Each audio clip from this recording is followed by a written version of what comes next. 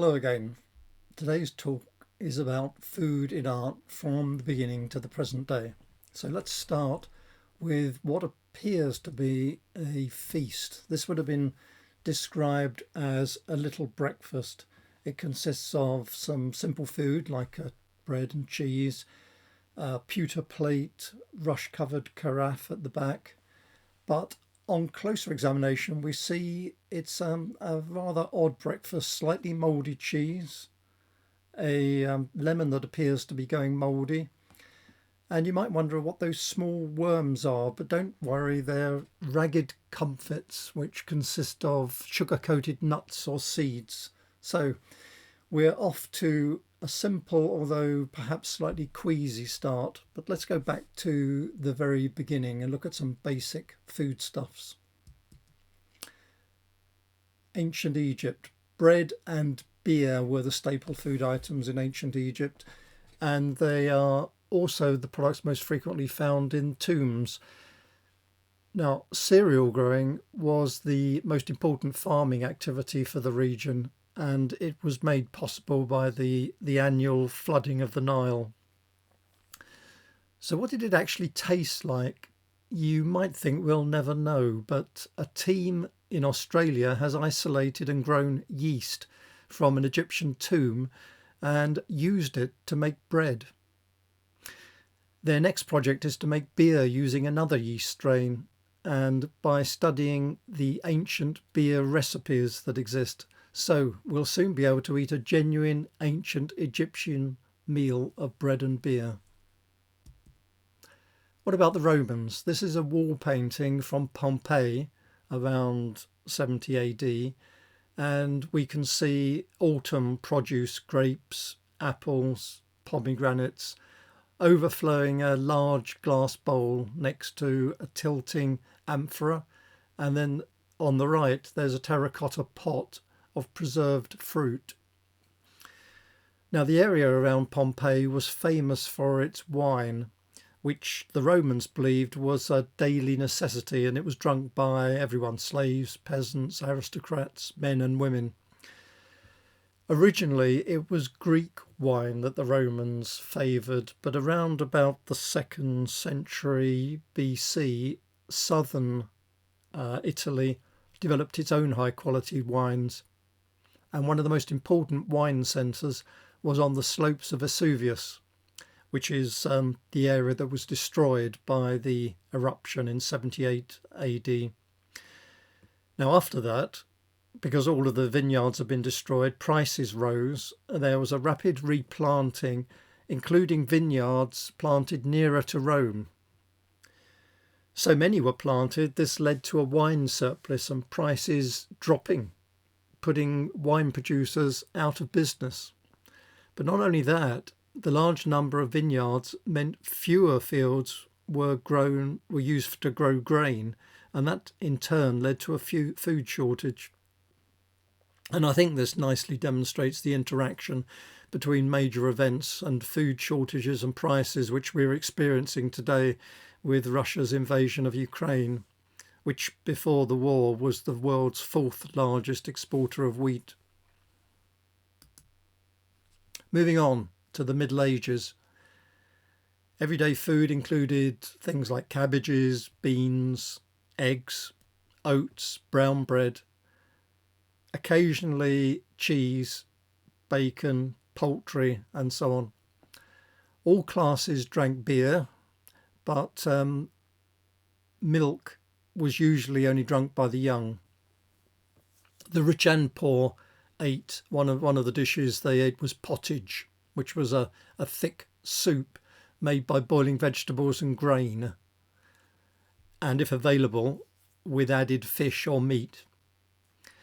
The vegetables they would eat would typically be things like carrots, cabbage, turnips, sweets, and so on. And they also added herbs. They had caraway, nutmeg, mace, cardamom, ginger, pepper. And they also had sweeteners. The most common was honey. And those living near the sea or a lake, they would eat a lot of fish, which was dried or smoked or salted to last over the winter. Everything tended to be cooked, as it was believed raw fruit and vegetables caused disease. One cookbook warned, "Beware of green salads and raw fruits, for they will make your master sick." Now, talking about masters and the wealthy, they would have spectacular dishes to show off their wealth, a sign of magnificence. And animals like peacocks and swans would be stuffed. And it was brightly coloured. Jellies and custards were dyed with bright colours. The most spectacular dishes were called sottilties, or subtleties, we would say. And sugar was used to create castles and ships and famous scenes. Here is an example. This ship that's being carried is made of sugar. These sugar dishes were known as warners, for they warned or notified the guests that the main food dishes were coming. And there were no courses. Everything was laid out together. Sweet and savoury were mixed, sometimes in the same dish or in separate dishes next to each other on the table. A note, by the way, on the table, there's a roast pig, bread rolls, and notice the only eating implement is the knife. Forks were introduced, well, they were known in other countries, but in England they were only introduced in the early 1600s, but they weren't widely used as they were regarded as a sort of unmanly Italian affectation. And it wasn't until the 18th century that forks became widely used in England. Giampietrino's copy of Leonardo da Vinci's The Last Supper, which shows us a lot of detail. According to Matthew's Gospel, the Last Supper was a Passover meal, so unleavened bread and wine, and often it would contain beans, stew, lamb, olives, bitter herbs, fish sauce, dates, and so on. However, Leonardo's painting shows something else, that a recent restoration and this copy help to identify. It's a seafood dish reflecting the type of meal that Leonardo would have eaten. And on closer examination, one professor of art concluded the fish was a chunk of eel garnished with the lemon or orange. And in fact, in Leonardo's library, a cookbook was found with 2 recipes for eel that produce a dish looks just like the one in this painting.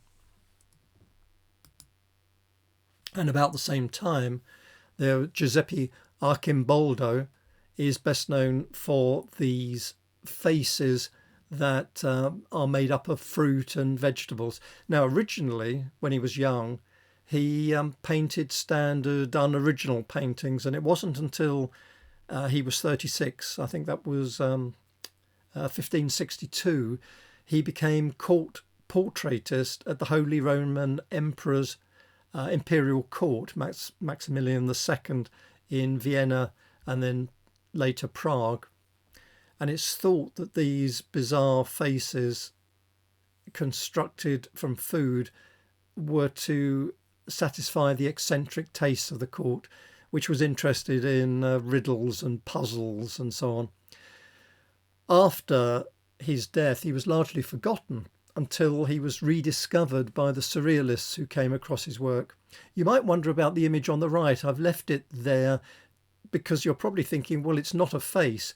But if I turn it around like this, immediately it sort of springs into life and looks like a face.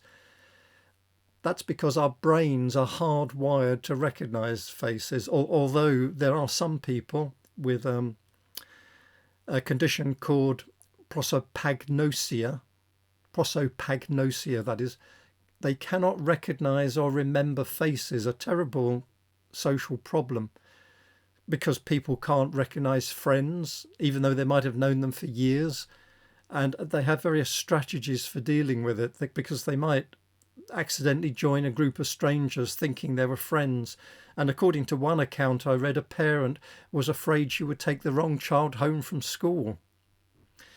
One technique is to avoid all eye contact when out walking, just keep your head down. And another is to greet everyone you meet like a long lost friend.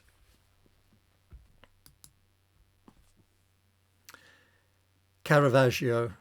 Michelangelo Merisi de Caravaggio painted this when he'd just come from Milan to the highly competitive art world of Rome. And the model here was his friend and companion, a Sicilian artist called Mario Minetti, who was 16 years old. It's a masterpiece of his ability to depict a whole range of textures, from the boy's skin to the skin of the peach in the front there. And the basket contains many fruit, apparently at first glance all in perfect condition. There's a peach with a red blush, 4 bunches of grapes, pomegranate split open, 4 figs, medlars, apples, and so on. But look closely and you see the leaves show some discoloration, disease, a fungal spot on the grape leaf, a white insect mass on another. The painting expresses sensuality through the boy and the ripe fruit, and Caravaggio has balanced the colours and tones, so he's creating a harmonious whole with the boy's face and shoulder dominating. The light falls, as you can see, from the left, but the shadow of the boy appears to fall on the left rather than the right. He's kept the background a neutral colour and used it to balance the shadows to accentuate the boy's head, which has this sort of halo effect around it against the light wall, and the basket of fruit, which is lighter against the dark wall, and on the other side his white shirt. To me, the 2 shadows behind him look a bit like the wings of an angel. It was said at the time that Caravaggio learned, and this is a quote, to paint flowers and fruit so well imitated that everybody came to learn from him how to create the beauty that is so popular today. Another Caravaggio, equally famous, the Supper of De Mayo in the National Gallery in London. And it shows the scene where the resurrected Jesus appears before 2 of his disciples on the road to Emmaus. The food in this painting is highly symbolic. On the right, the scallop shell worn by Cleopas, the man gesticulating on the right, signifies he's a pilgrim. On the table, there's a basket of fruit and chicken and bread. The dead chicken mirrors Christ's recent death. The bread represents the body of Christ. The basket, notice, is hanging over the edge of the table, which is a common symbolic device at the time, indicating, 2 things. First of all, it starts to project into our space, so it makes the picture more dynamic, but it indicates the impermanence of life, and in this case, the imminent disappearance of Christ. The basket contains grapes, a reference to the blood of Christ. And if you notice, the shadow of the basket on the right of the basket looks like a fish, another reference to Christ.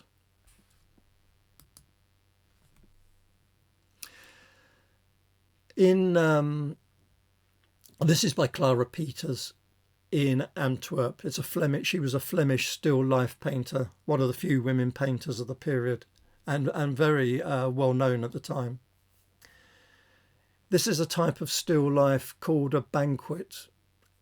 It's we don't know the exact symbolism. It could be a type of Last Supper, an encouragement to temperance, or perhaps a display of wealth.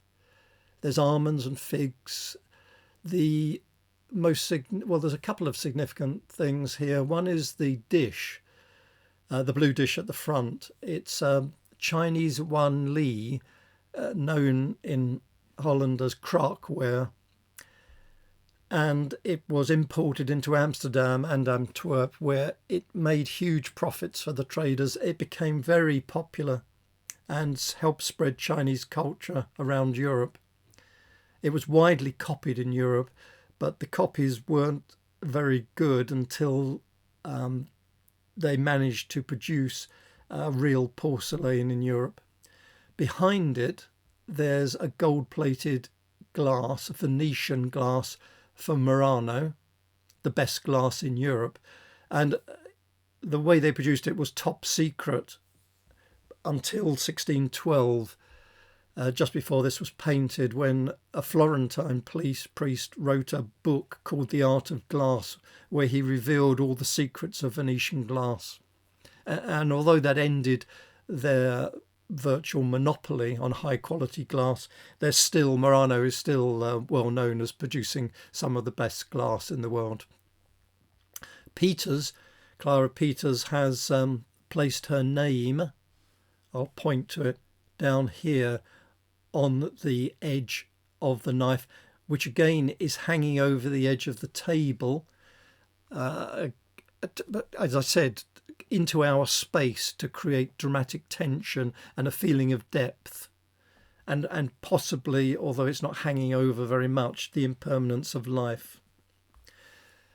She's also added her own self-portrait, which was one of her signatures. Let me enlarge it here. You can just see a face here. And she did this a number of her paintings. I think there's something like 7 of her works contain these hidden self-portraits. Some people have said she's following the example of Jan van Eyck, although his self-portrait was in the mirror in the Arnolfini portrait in the National Gallery. Now this is a bit different. It's still the Dutch Golden Age, where there were endless pictures of flowers and arrangements of food, but this is one of the most famous painters of the period, Jan Davids de Heem, and he is the inventor of these sumptuous still lifes, unlike the Clara Peters one we just saw.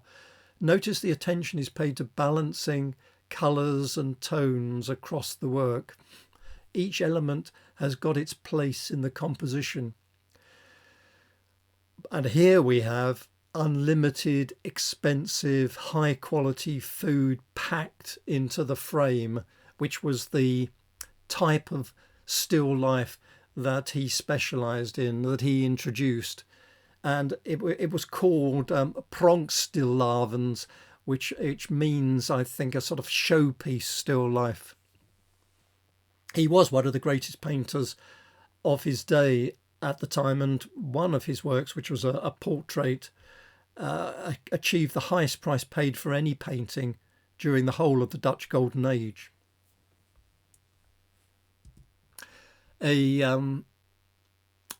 Nathaniel Bacon's Cook Made with Still Life of Vegetables and Fruit in Tate Britain. Very popular in the Netherlands, this type of painting, but not in Britain. In fact, this is the first there's a lot of firsts here. It was the first painting of this sort of large still life in Britain. And Nathaniel Bacon was the first person from the nobility to take up painting as an occupation. He was also passionate about horticulture, which is why he's painted this. Now, horticulture was a pastime of gentlemen, and it required great wealth. Specimens would be imported from all over the world. You had to employ teams of gardeners to do all the hard work. It was very competitive. The aim was to produce as wide a range of plants and force them to grow as early as possible in the year and grow the largest possible specimens, all of which we see sort of demonstrated here in Nathaniel Bacon's painting. He claimed he was self-taught, but we know he visited the Netherlands, and it's possible that he received some training there and also picked up this, saw examples of this type of painting. Now, he's given pride of place to well, many of his works, like the large cabbages over there, but also the cantaloupe melons and the bunch of white turnips on her arm were prestigious items to grow at the time. You might be wondering about her breasts. My feeling, there's been various theories, but my feeling is it demonstrating the fruitfulness of nature, and it's the relationship between the shape of the melon and her breasts is amusing's really the wrong word, but it's a way of linking together the various aspects of the fruitfulness of nature.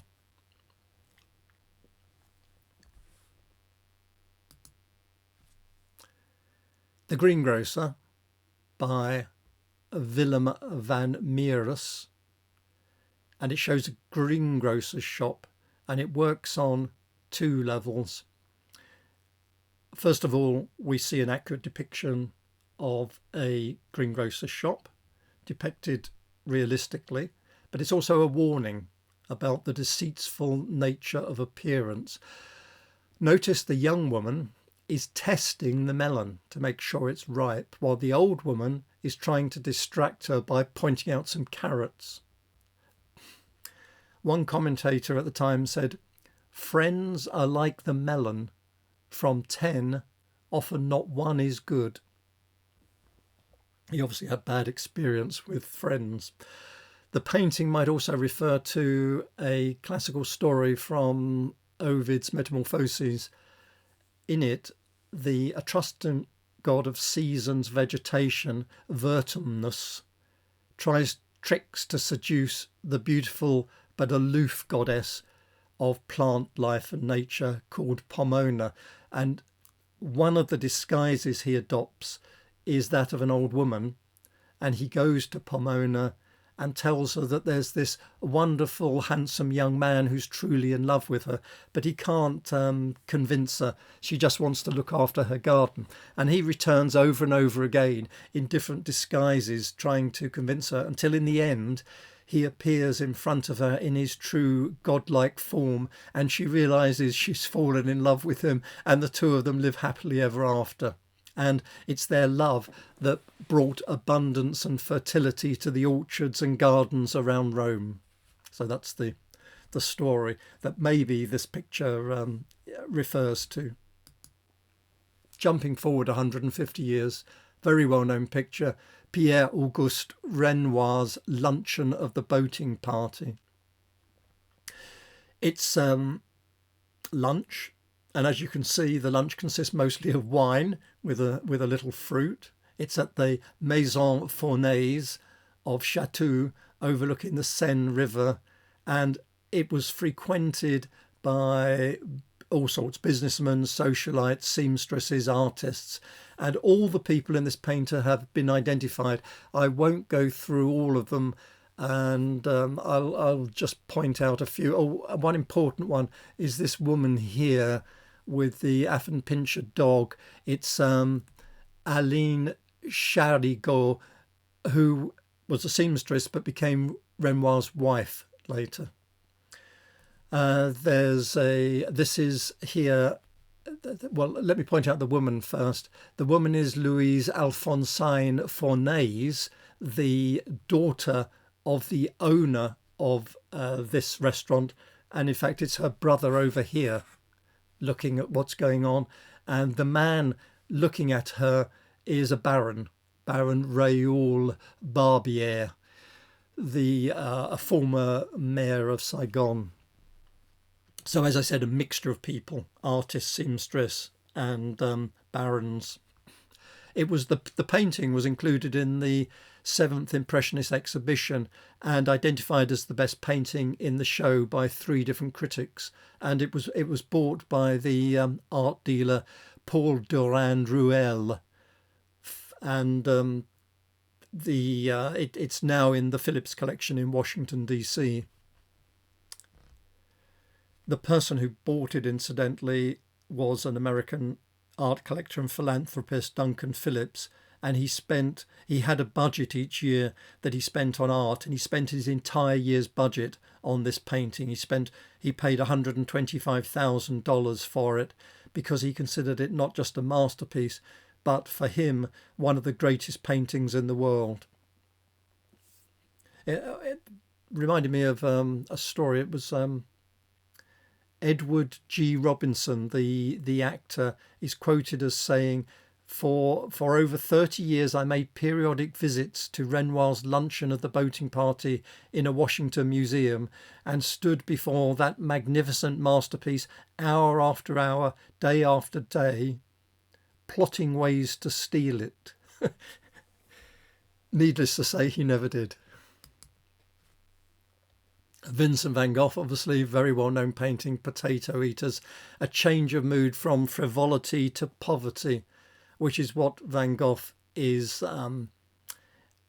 illustrating or demonstrating. This is his first real masterpiece, and he was demonstrating how good he was at figures, although some of the critics at the time pointed out the anatomically incorrectness in the figures, although I don't believe that was Van Gogh's aim. His aim was to depict and show in the faces the harsh reality of country life. So he gave them coarse, bony faces and working hands that showed, he said, that they have tilled the earth with these hands they are putting in the dish. They have thus honestly earned their food.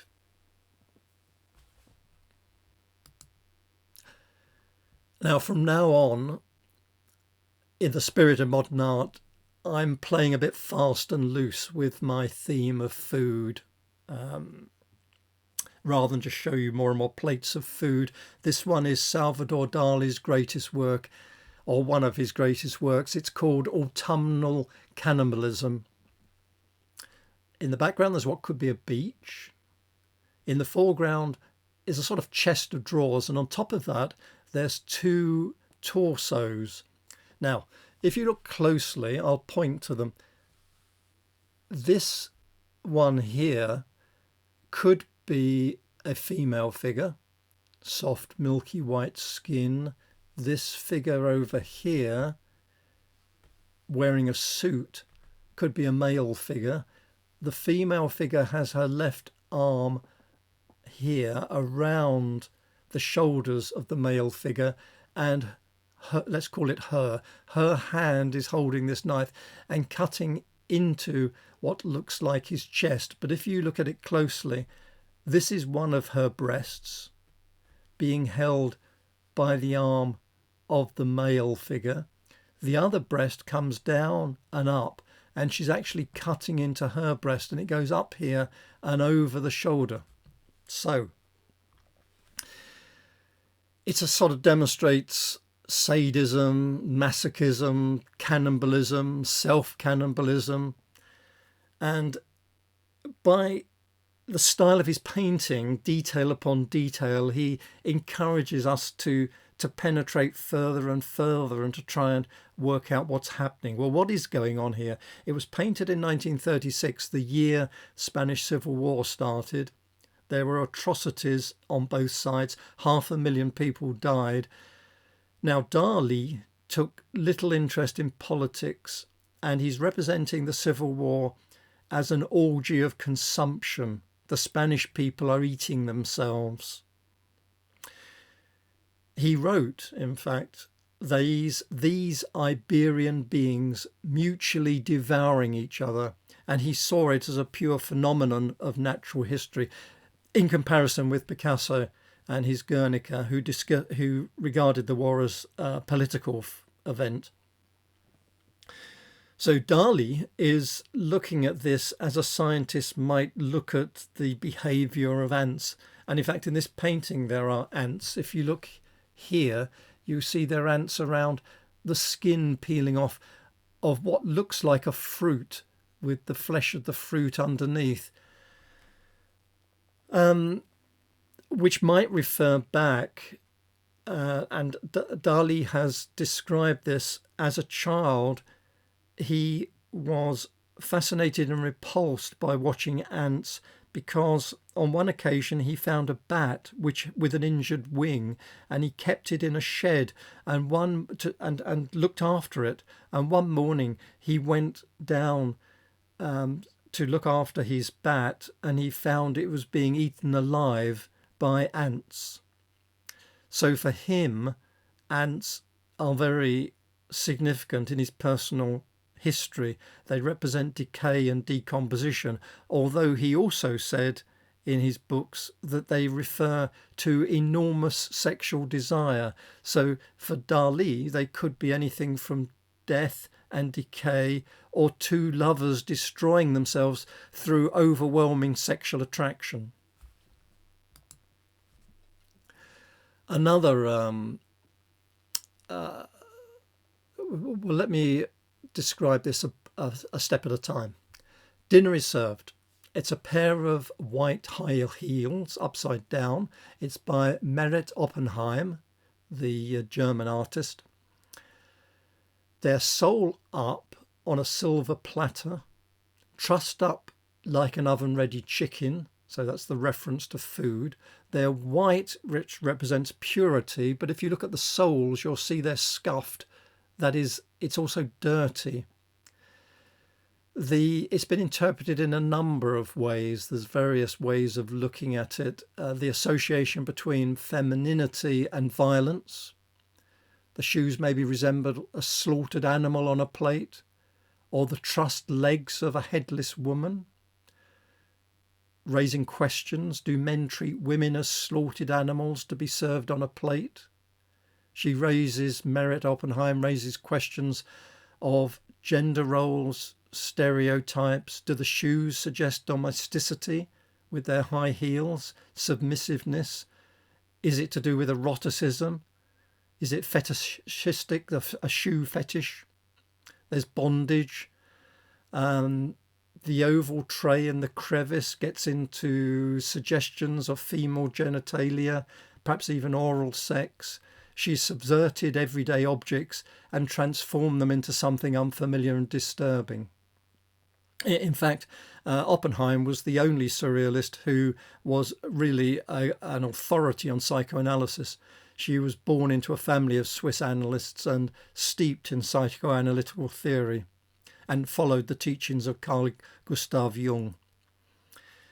Now, today, I don't think this work is particularly disturbing, but when it was first exhibited in 1936, there was one female spectator flew into a rage, smashed the original work as it appeared in the exhibition in Paris. And this version we're looking at now is a second version made by Oppenheim shortly after the original was destroyed.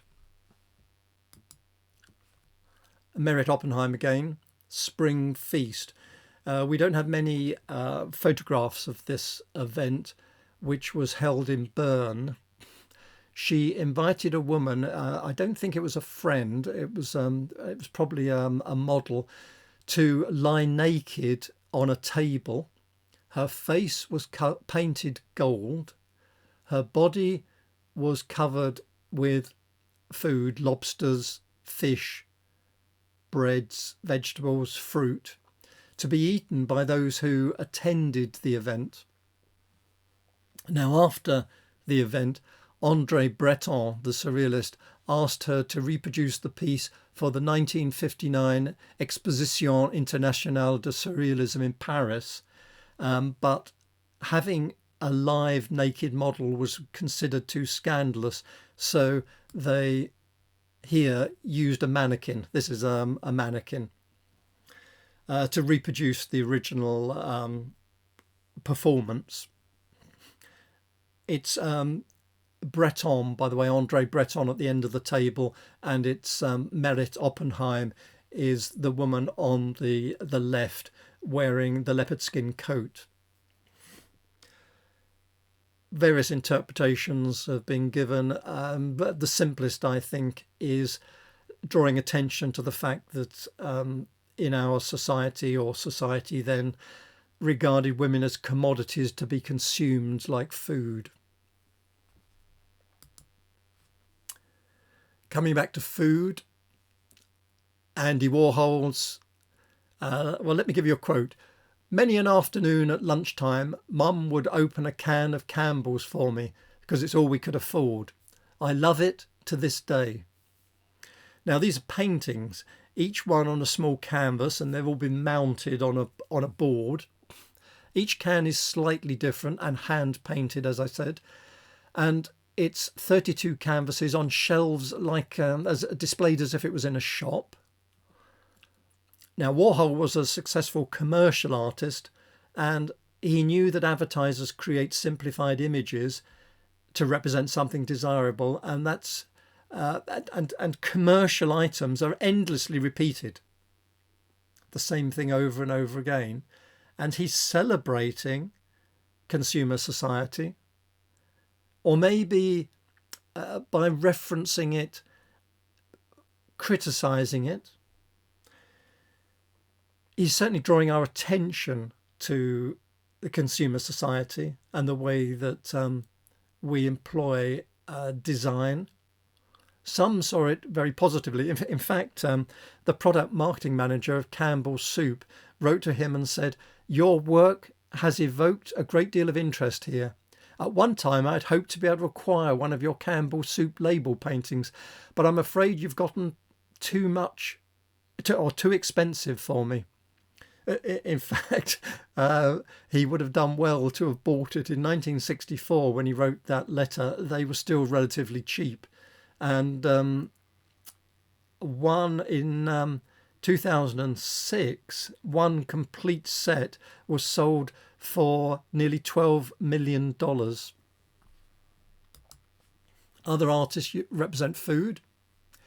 Moving on to 1973 and 63. On the left is Roy Lichtenstein. This is a late Lichtenstein still life with crystal bowl. He did a number of still life paintings in the between 72 and the early 80s. And then the other painting is by Morton Wayne Thiebaud, but it's less well-known artist, but in fact his work predated most pop art. He actually held a solo exhibition in 1960, 2 years before the launch of pop art. And he's known for his colourful works showing commonplace objects like this, cakes, or sometimes lipsticks, or ice cream cones, pastries, hot dogs, and so on, as well as he also painted landscapes and figure paintings. A major work here by Judy Chicago, The Dinner Party. It's very, well, let me take you through it. It's made in 1979. It represents the history of women symbolically, and including the names on the floor, it's easier to see over here, the names written on the floor. There are something like 1,038 women mentioned, but at the place settings, see it's a triangular table, there are 13 place settings on each side. So there's 39 women at the table and 999 on the floor. In fact, one of those on the floor, she didn't know is a man, but we'll leave that aside. The number 13, each side of the table, represents the number present at the Last Supper. And the three wings of the table represent from prehistory to Roman, from the beginnings of Christianity to the Reformation, and from the American Revolution to Women's Revolution to the present day. And also, I've shown you two here on the right. Virginia Woolf, you can see here, Virginia Woolf and Amelia Dickinson. And each place setting includes this embroidered runner, a gold chalice, utensils, china painted porcelain plates, and a central motif based on a combination of butterfly forms and the vulva. And each place setting represents, and the selection of each woman, the woman's accomplishments and contributions to society. A lot of people didn't like it at the time. There was a backlash, there were threats, there were hate mail. In fact, at one point, Judy Chicago said she considered suicide. One of the criticisms was that it represents all women using the same metaphor, the same table setting. It was also being criticised because there's only one black woman, and it is actually very popular with the critics. Sorry, not with the critics, with the public, and so it's become much better known. Although there was a congressman who criticised what he called the butterfly vagina and described the whole work as pornographic. And another criticism by an artist, Cornelia Parker, said, "We're all reduced to vaginas, which is a bit depressing. It's almost like the biggest piece of victim art you've ever seen." I've got mixed feelings about it. I'll leave you with that thought to contemplate. Jana Sterbak, Vanitas Flesh Dress for an Albino Anorectic.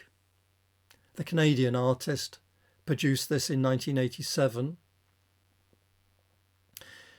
It created national controversy when it was first shown. It consists of some 50 to 60 pounds of raw steak sewn together. Now, when it's actually exhibited, this photograph that I'm showing is on the wall of the exhibition, and in front of it there's a mannequin with the steak dress on it, and a new dress has to be made for each exhibition as the meat goes off. It changes from bright red at the beginning of the exhibition to dark brown by the end. Some people see this as a Vanitas painting, a painting about death and decay. It demonstrates the use of non-traditional materials, one of the aspects or features of modern art. It breaks conventional categories. There's multiple suggestions and interpretations. It's using meat as a clothing rather than as a food. It suggests perhaps we're all just meat underneath, or maybe it's a feminist interpretation that it's men regard women as meat. And in 2010, it was maybe you're thinking Lady Gaga attended an awards ceremony wearing a meat dress similar to this in style. And that created a lot of controversy at the time.